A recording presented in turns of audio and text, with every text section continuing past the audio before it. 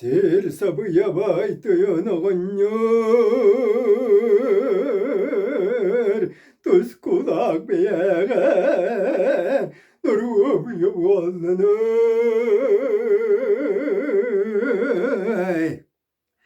Kayalara gelengin,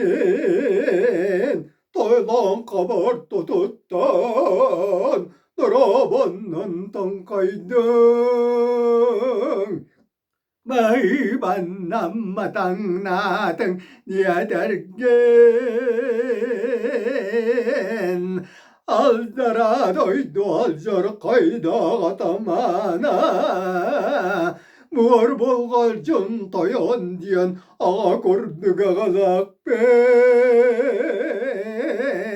burgal cun kotun diyen ya kurduk yelek ben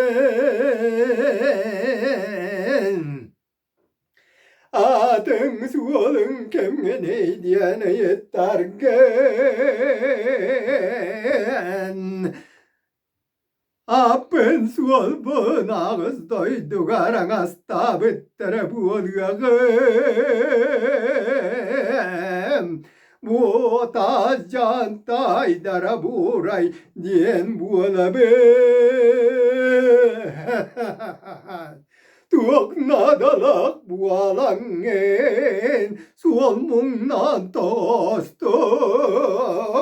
ellek mung nan tibesting yetergen Eğla tarağıtın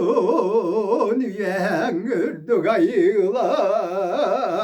Bozkatılım mayda bağınan kutar Mol koga sattamadı ner satak diyen Ulu batırın arasız canlar ben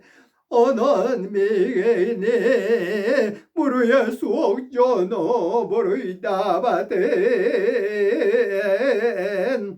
Atağastır alcatar keder bol batın diyen Ümşekillere kellem Min kördüğün attayı ben Valgatı gart yer derin diyene Dağım bu alnı